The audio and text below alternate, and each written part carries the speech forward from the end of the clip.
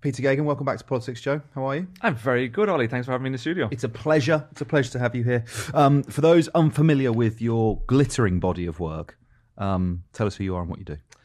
So my name is Peter Geoghegan.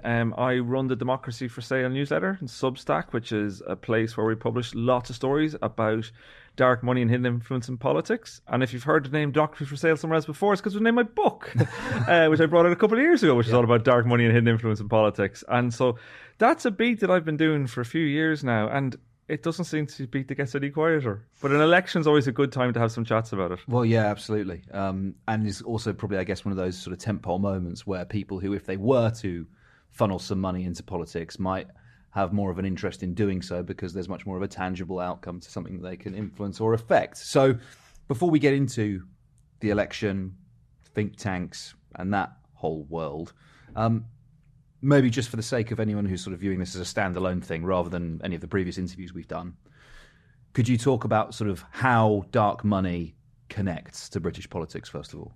Well, I always think the best place to start with is what is dark money? It sounds scary, it sounds threatening. No one's going to go, geez, I love dark money. I like light money, actually. Dark money, essentially, it's a phrase that comes from Jane Meyer, who's a brilliant journalist in New Yorker. She wrote a book called Dark Money, and she did lots of investigations into like the influence of money in American politics. And we often think about American politics. But essentially, dark money is any money that gets into the political system that we can't see. So they might be, at the moment, because the Conservative government changed the rules on election spending about this time, like last year, a few months ago, you can give almost £12,000 without it having to be declared anywhere. So in one way, that's kind of dark money. You can give up to £12,000, which can be quite a lot of money, and we can't see that. But there's lots of other ways. You can buy ads on social media that people don't see. We'll talk about it soon, but think tanks. You can give money to think tanks who don't declare their donors. They're things you can't see. You can maybe hire a lobbying firm to do work for you in an area that you want to see, to influence. Often that doesn't appear on the lobbying register because the lobbying register is so bad and our lobbying rules basically don't exist. So it's all about that way in which people want to influence our politics. And why do people do it like that rather than just say writing a big check to a political party? As you notice, when you write a check to a political party, it gets reported a lot. You know, if someone writes a check, it's on the BBC, it's all recorded and reported on the Electoral Commission database. So everyone sees it. So that gets a lot of publicity. You mightn't want publicity. And there's lots of reasons why you mightn't want publicity. And if you don't want publicity, you can use one of these other avenues to influence politics. So let's say, so the big story at the moment within terms of national politics has been the Labour Party sort of mopping up these disillusioned, disaffected billionaires who, until very recently, a lot of them were actually donating to the Tory party, but they're changing the direction that their money's flowing into. So let's just talk about that for a second, actually. I mean, what do you think's going on there? Is this a case, does it demonstrate actually that the reason these people are donating their money to these parties is because they back the winner and they see the writing is on the wall, Labour's coming into power, and so they want to back that horse because they're not getting something for free for this. Sorry, they are getting something for the money, right? It's not, they don't just give it away and expect they don't get anything in return. So if you look at this, so when as we're speaking, there's only been one declaration of donation so far. So during a general election every week, for the 4 weeks running up to the election, there'll be a declaration. So they'll say what money has been donated. And back in 2019, in the first week of the campaign, the Tories took in more than £5.7 million. This is Boris Johnson, get Brexit done, loads of money. It's one of the reasons the Tories actually changed the electoral laws a few months ago so they increased the amount of money you can take in during a general election. Because, well, last time around they took in so much money, so probably more than they could actually, they could have taken in even more money, but they weren't allowed to. So they upped the spending limits. They almost doubled them to 35 million in the short campaign. So, get more money in the door. So far in the first week, the Conservative Party raised a sum total of £575,000. So a tenth of the money they raised this time last year. So a fraction. Labour raised more money than which, obviously, this time last year was not the case. Or this time the last election was not the case. We are seeing a lot of these big donors. We've seen a number of them. John Caldwell in the most recent.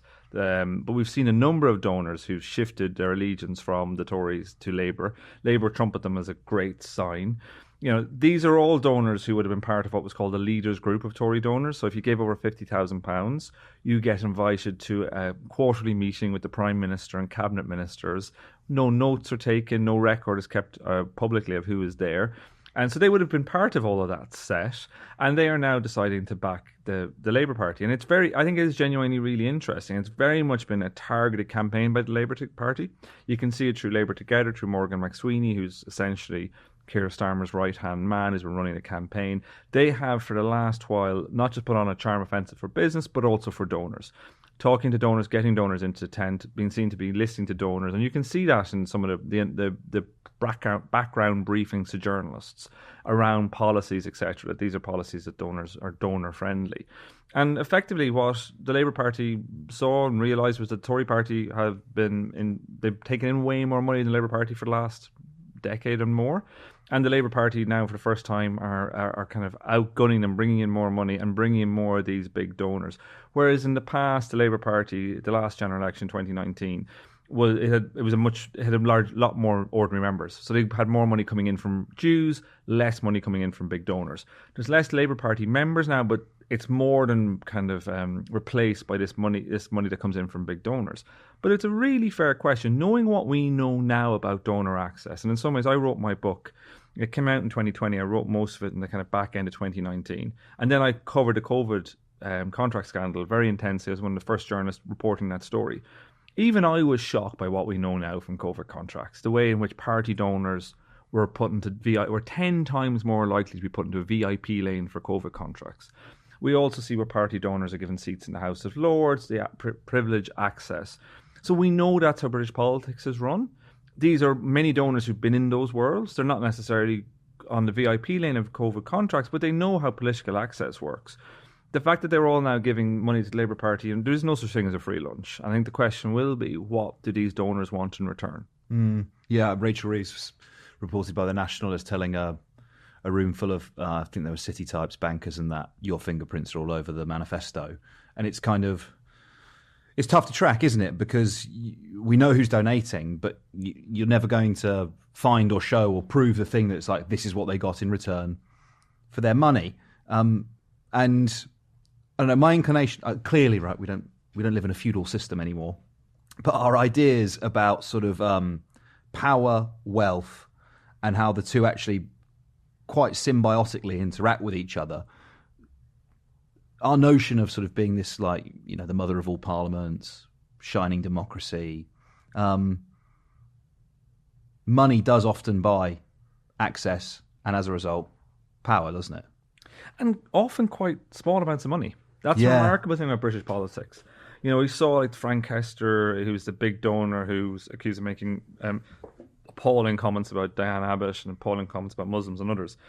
He'd given £15 million to the Tories. And now we know why they won't give it back as well, incidentally, is because they can't afford to give it back. They're not bringing in the money in. But that made £15 million is a humongous amount of money in the standards of British politics. So when I first started covering this speech 5-6 years ago, £50,000, which is what gets you into the Conservative Leaders Group, that was a big donation. That was something that was significant.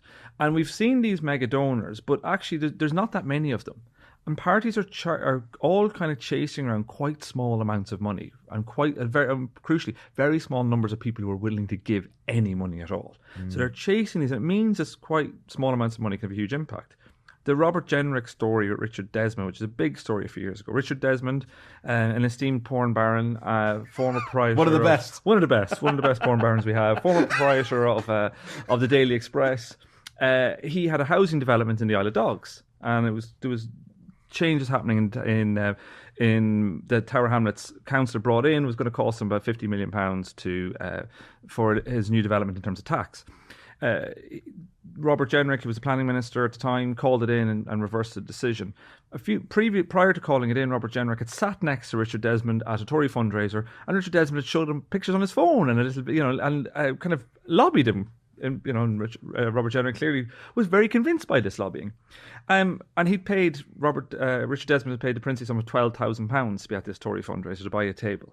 And I found almost the most interesting bit about that was when he was asked about it. Another minister, Naheem Zahawi at the time, was asked about this, and he said, "Well, look, this is fine. Of course, anybody can come and pay to come to a Tory fundraiser." So basically, kind of saying, "Yes, of course you get access if you give us money. You just have to give us the money." Yeah, and we have a system. $12,000 down the back of the sofa. Well, exactly. Who doesn't? Yeah. But in the grand scheme of things, I think for a lot of people, it's actually the access side of things is really cheap in this country. You can get a lot of access for not a lot of money because all these parties are chasing the same small numbers of people. It's a closed political economy in which they're trying to chase money and funding. And we can see the impact it has on our democracy, where people do get preferential access. And that's what the COVID story has shown us so clearly, that people were able to get huge preferential access. And the problem is that is clearly something that happens across the piece. But often what was almost unusual about the COVID story was it was often quite specific. I want you to do X. You're right. More often than not, it's not that specific. It's actually much more about ecosystems. It's more about general overarching philosophies. It's less, I want you to change this law, or I want you to this. It's much more about, this is the general direction of travel. I want you to, city donors want the Labour Party to produce something that's very friendly to the City of London. That's what they want. It's rarely got some, I'm sure they've got deep ideas about Basel III and different regulations.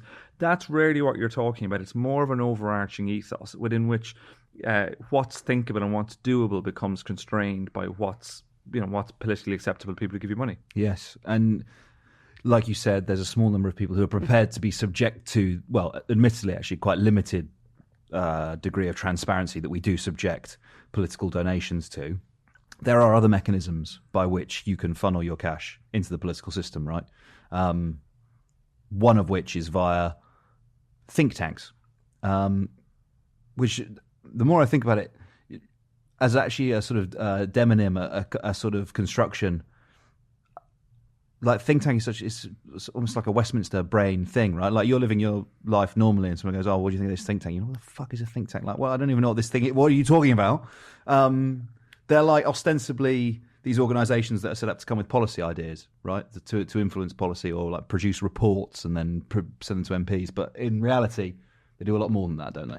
Yeah, so I've been really interested in this kind of world. And you're right, and think tank doesn't even feel like the right phrase to describe these guys either. Like, I really have struggled with this. And what essentially we're talking about is another phrase that people might hear, Tufton Street. What does that mean? And so effectively, I have become really interested in, and have been for a while, in the kind of what you call right-wing, free market, libertarian, however you want to describe them, campaign groups is effectively what they are, and lobbying groups. And some call themselves think tanks that are clustered around Tufton Street in central London, which is a very, very nice street in the middle of London, central London, very close to Westminster.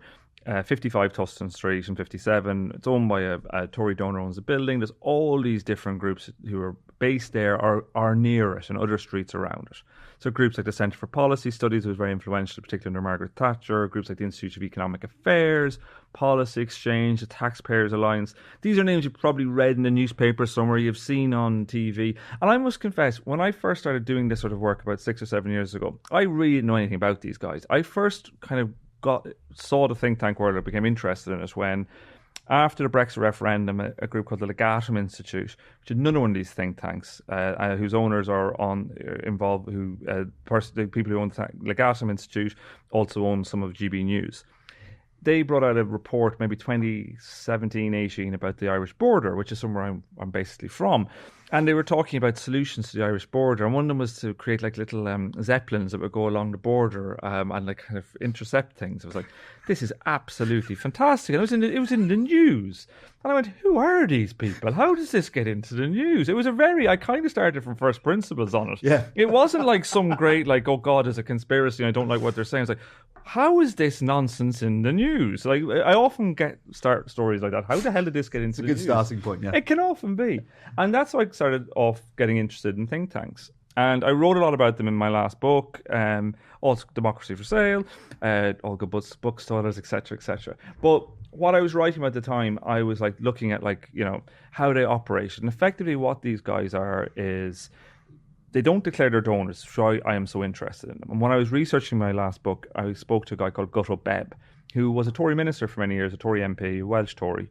And he told me, look, if I always wanted to influence British politics, I wouldn't give money to a political party. I'd give it to a think tank. So I thought it was really interesting. Somebody in the inside who says, look, this is where the action is. And I started looking, I was really struck. These guys don't declare their donors. We know over the years, I've subsequently been able to find out some of their donors, but at the time when I started looking at them, There've been some historic reporting that they had money from BP, money from the oil industry, money from big tobacco, from British American Tobacco and others, but not very much known about them. But I couldn't get over, once you see them, they're kind of everywhere. It's one of those things, once you start to go, oh, actually, the Institute of Economic Affairs is not the same as the Institute for Fiscal Studies. Like, in your head, they all sound the same, and that's intentional. The idea is you create these anodyne-sounding organisations, got boring, bland names. They sound really neutral and non-partisan. Innocuous. Innocuous, exactly that. And all, of course, they're doing some thinking. But what's remarkable is every time they think, the same result comes out. You know, it's almost all the same result. And then when I wrote my book, I was like, okay, you know, one or two people did say to me, look, you're not going to be too far with these guys. Look, they serve curly sandwiches to, you know, bored politicians once in a blue moon. You know, they're really not that big a deal. And then along came Liz Truss, and I went, oh my God, I actually totally underestimated just how big a deal these guys are and were.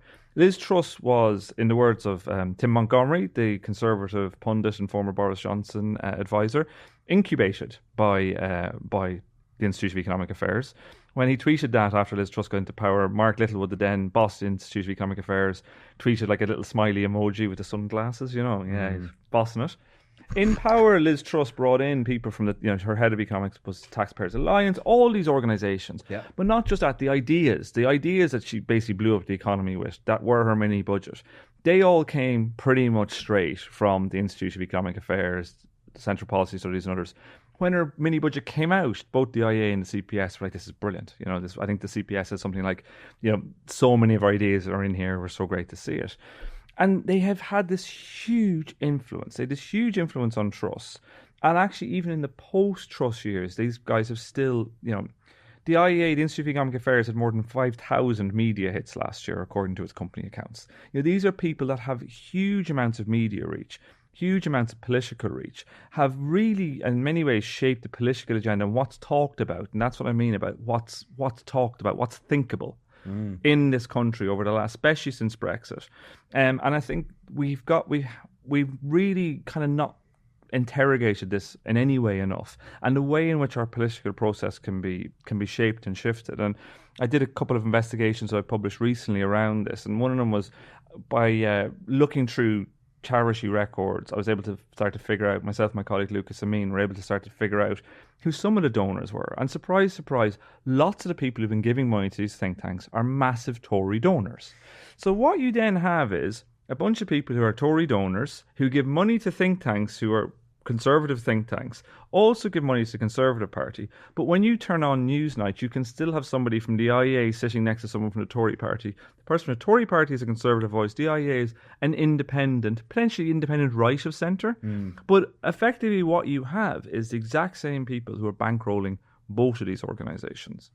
You've revealed that of the donations that Rishi Sunak has received, a pretty significant proportion, it's close to 50%, I think, of those donations are from oil and gas interests. Obviously, you can look at the Conservative Party manifesto, and you can see that commitment to a continued extraction of fossil fuels. I mean, actually, to be fair, I think it's only the Greens who are saying they're going to halt the licences that have been granted. The Labour Party is saying no new licences, but a continuation of what's currently been approved. Is it too simplistic to say, you know, I'm an oil baron, I want to plough 5 million quid, let's say, into politics. Maybe I choose to donate to the Tories. Maybe I pick a think tank and I donate to them and they offer my ideas. And in return, I end up with, you know, the ability to drill Rosebank for whatever's in the ground there. Is that a coincidence? Is it too simplistic? Is it actually exactly the way the whole thing works? I think it goes back again to this idea of like what's thinkable. And this ecosystem and this idea of like, you know, of what's thinkable in our politics at the moment. So it's less about, you know, Equinor, which is a big Norwegian oil company, most of Rosebank they own. It's less that Equinor gives money to the Tory party and then want them to let them drill Rosebank, that specific site. What you do is, in that same way, you become the kind of people, we're the kind of people who give money to you. These are the kind of things we're going to say we want. And I know from talking to people who've been at Conservative Leaders Group events, like it depends, you know, oil and gas is kind of like they're these magnets know how to operate, but sometimes some of this lobbying can be pretty gauche in terms of it's just like, I want this thing, and someone from Conservative Party HQ used to go, well, that's actually, that's a governmental matter. We'll have to, come and talk to us afterwards, basically. But what you get in that scenario is what people want. And if you're fighting an election, as Rishi Sunak knows who's going to be fighting. I did an investigation last year looking at actually Oil and Gas UK, which is a lobbying forum for the oil for the North Sea, and I FOI'd all their correspondence with the relevant ministry in and around the time of the changes that they made on the windfall tax. And there's huge lobbying. The government themselves, its own civil service, are talking about this, how annoyed Oil and Gas UK will be if they don't change things, and how aggressive, I think was the phrase they used, their lobbying efforts was. So it's kind of within this wider picture. And if you see the way money gets into our politics within that wider context, like it is, as a journalist, I first started off going, you're always looking for that one big link. But actually, what I've started to realise more and more, especially looking at like Tufton Street and the money going into it, like I did this investigation, we found that it was kind of a light bulb moment for me was recently going through all the different think tanks in Tufton Street and looking at who runs them. Who actually runs these guys? So the Centre for Policy Studies, the chairman of the board of Centre for Policy Studies. So forget about the people who are the kind of staff, the higher staff. Who are the actual officer class here? Who are the people that run this organisation? The chair of the board is Lord Michael Spencer, who's given more than £7 million to the Tories. Also on the board is Anthony Bamford. Lord Bamford has given over £9 million to the Tories. Also on the board is Graham Edwards, who Rishi Sunak brought in as his treasurer, has given more than £5 million to the Tories. Similar numbers on other think tank boards. And so then you have to ask the question, okay, these are the same super rich donors who bankroll the Tories. So at what point is this all just one thing? And at what point is it about how the interests of a small group of super wealthy people? And what's fascinating when you start to think about it is like tax is an interesting thing to think about, how we talk about tax in this country. To read the newspapers and to listen to the debate, you'd think that people are just going, oh my God. And they're right in terms of our tax take, I think it's the highest from post-war levels. But you think everyone's going, oh my God, tax is incredibly high, we need to bring it down. If you poll people, it's not the same. That's not what you find. Less than 10% on most polls identify tax as a major issue. But yet for the people, if you got 7 million quid, for example, like Lord Michael Spencer to give to the Tories, you've probably got a few more quid somewhere else. And being taxed on that makes a big difference to you. Yes. How that's taxed makes a huge difference. And if you look at these think tanks, really what a lot of it comes down to is tax. And if you look at Liz Truss and her budget, what did it all really come down to? Tax. And other stuff flows from it. You've got other positions, other libertarian positions, of course. But effectively what you've got is a really effective lobbying operation, but it's a lobbying for the super rich. There's another political party in town at the moment who's offering quite a lot on the front of tax. It's not the Green Party, who are offering a wealth tax. It's Reform, who... It's quite funny, actually, isn't it? When you look, there's that graph that shows all the different political parties spending pledges or tax cuts, and Reform and the Greens are like both up in pretty much level pegging in terms of spending, but the Green Party, it's spending on public services, and Reform, it's tax cuts. Because this question, Peter, yes, okay, there are, let's call them civilised or acceptable billionaires, right? We're talking about like Lord Sainsbury and the guy who started Phones for You. Billionaires, don't get me wrong, but people who, let's say, aren't, let's extract every last drop of oil from the North Sea, for example. There are other people with beliefs that we could possibly characterise, maybe slander as such, with plenty of money, looking for an outlet for it, that at the end of the day, the Labour Party is not going to be the place that receives that money. And it would be remiss of us to not mention the fact that the Tory party faces likely electoral wipeout in this election. So the question becomes, where does the money go? How do you, if your sort of main vehicle for right-wing political expression has been decimated at the ballot box, what do you do with the cash? Where does it go? Do you have an inclination of what's going to happen? Do you have any ideas? Maybe you could get a how-to guide for these guys about where they should donate it to next. Well, it's also worth mentioning that some people give money. It is true. Some people give money to politics just because they want to influence politics as well. Like, and often people's economic interests and their kind of philosophical interests coincide. But some people are strongly led by their philosophical interests, which often do chime with their economic interests, but that might be their guiding thing for them. So, this is a preface to Sir Jeremy Hosking, who was a big Brexit donor. Has got a good bit of oil and gas interest himself. He has given millions to the Reclaim Party, Lawrence Fox's Reclaim Party. A party that absolutely struggles to make a deposit anywhere. And if you were really wanting to influence politics, I don't think that's the place you do it. So it's always worth saying as well. And he's also given money to the Tory party in the past too, Hoskins. But there's an interesting constellation of force when it comes to your super rich people. And they can also have a tendency to be more quixotic politically. And so for some people who are in that sort of space, it's going to be really interesting to watch how reform bring in money. I did some stories on the Democracy Sale Substack recently about looking at the money that reform in the last few years. And it was almost all Richard Tice's money. It's almost all loans from Richard Tice. That's the only kind of money that they had until Farage announced he's coming back. And they've definitely taken in money since then. And reform, I think it's not hard to see. If you are in your kind of billionaire class, your Brexit donating class, you've kind of stood back from the Tory party. What's basically happened to the Tory party is they used to run on big money from the corporate world, basically, from rich kind of patrician corporates, quite, the blue chip companies. Brexit totally changed the game completely. After Brexit, a lot of those people were Remainers. The money for Brexit was almost all hedges, and it is different. So they were less your blue chip banks, much more like hedge fund guys. They piled into the Tory party, and now they've piled out. They've sold the Tory party. They've no interest in the Tory party now. They're not giving money. And where are some of those guys go? Like, there's a kind of mentality aspect to this. Hedge fund guys see themselves as risk takers. They see themselves as speaking the unspeakable. They see themselves as iconoclastic. It's not hard to see them piling into reform, especially if reform do well at this election. I think it's going to be really interesting to see where some of that money goes. And if part of what you're doing, and for some of those Brexit donors, this was the case, they were looking to make money. They were looking for the world to be operating in their financial interests for sure, but they were also kind of philosophically wedded to their own self-interest, this own sense of self as, like the rugged individualistic. And that was where the money came for Brexit, without a shadow. And I could see it's not hard to see some of that money starting. Like, Labour haven't really got those sort of donors on board. You're right, they've got your kind of business types who've got and for whom they want to go back to the pre-Brexit world. They want to go back to some sense of stability narrative from Reeves. Yeah, they love that. But for these kind of, buccaneering hedge guys, and there's other ways where they can influence politics. So, for example, there was a poll out recently from Clacton. Clacton's a big seat because Nigel Farage is standing there against the Giles Watling, the former Bread actor. A little bit of pop culture. Have that, little more. Come on. And he's standing there, and it's such a big seat. And there was a poll out this week, and got a lot of people talking, a Survation poll that had Farage on 50-something. It was way higher than MRP polls. So we started looking into it. I was like, I'm not saying Survation's done anything wrong, but poll was paid for by Aaron Banks. So Aaron Banks was a big Brexit money bag. They had millions of Brexit campaign.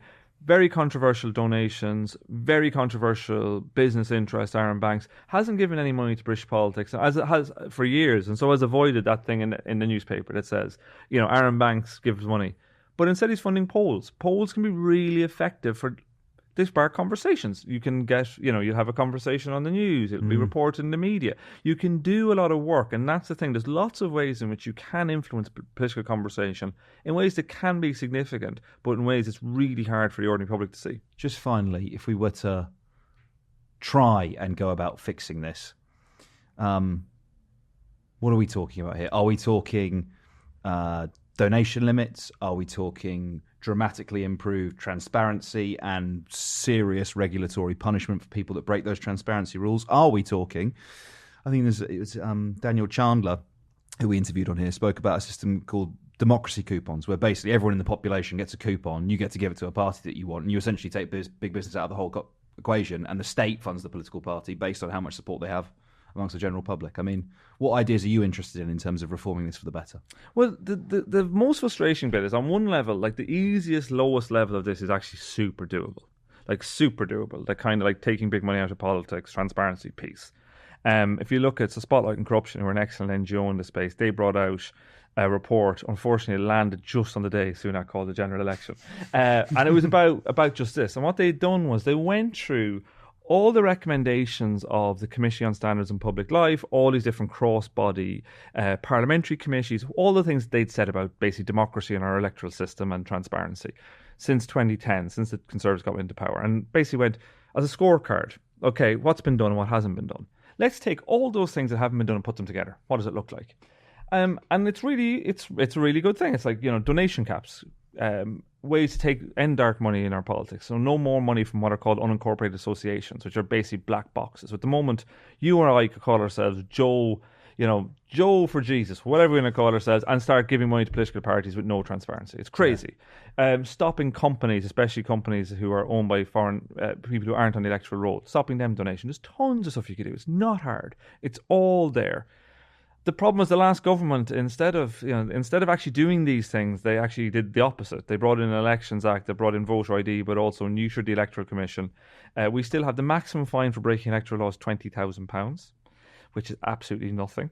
You could be sitting at home in Beijing, Moscow, wherever the hell, and you could set up a company online about 15 minutes for 20 quid, and you could then make a donation to a British political party, and it would be totally permissible. We still don't know under our current electoral law if the proceeds of crime are impermissible as a donation. So that's quite remarkable. So there's lots of stuff there you could easily do something with. It's not hard. The building blocks are there. Any incoming government could really pick this up very easily and do something about it. The challenge, obviously, is politically making that happen. And there's more we could do with it, though. I do think so, too. I think there's more you could do with it. Like, state funding of political parties is something no one really wants to talk about, even though we actually already do state-fund parties. If you go on to the Electoral Commission website, search their database of donations, which I would encourage people to do. It's not hard to do. You will see lots of money, say, from the House of Commons or from the Scottish Parliament. It's what's called short money. Political parties get short money once they get elected. It's one of the problems the Tories are going to have on the other side of this. All the short money is going to be gone if these polls are in any way right. And Labour is going to have loads of short money, so it might need less. I hadn't thought of this before. Maybe Labour might be inclined to do something because they don't need those rich donors as much as they did once all the short money comes in. But we don't want to have a conversation about that in Britain. We seem to prefer to this idea that we have a political system running on private money. But there's even more interesting things you could do, like Daniel Chandler talks about, where you can have democracy dollars. You could have, you could make membership of political party tax deductible, so effectively make it free. There's loads of things you could do. You can also do things like Elizabeth Warren, when she ran for American president in 2020. She was very good on these things. Actually, a lot of her ideas were really strong. One of the things that she had was match funding small donations, so capping big donations and say, every donation under $200 per person per year, the state will match fund it times 5. So encourage small amounts, large amounts of money to give small amounts to political parties. And there's loads, and in that way, hopefully reinvigorate the political process a bit more. Take away the power of these think tanks by actually having loads of people doing idea stuff, like having more of a proliferation, not less. The reason why these people are able to be so effective, and the reason why the small amounts of dark money is able to be so effective, is that actually this tiny world has got almost no. It isn't cash rich. Actually, there's not that much money in it. So it means that the people who have the money are able to exert a huge amount of influence. And one of the ways of drawing that poison out is actually by bringing more into the democracy space and making it less where someone who's got a large amount of money in deep pockets is able to bankroll our politics. Unfortunately, that's the state we're currently in, and there's not a heck of a lot on the other side of this so far. I think there's going to be a lot of work for people who do want to try and clean up our politics, and I think we can see it from the trust. All these studies on trust in politics, it's going down. It's at a rock bottom. One of the reasons is because of the role of money in our politics. If politicians do something like that, they would start to address the trust problem they have. Cheery place to leave it. Peter Geoghegan, thank you so much for coming in. Democracy for Sale, the Substack. It's also the name of the book, as you mentioned. All good bookshops, bookstores. That's an Americanization we don't want here, I don't think. Peter, thanks for coming in. Really good to see you. Thanks for having me.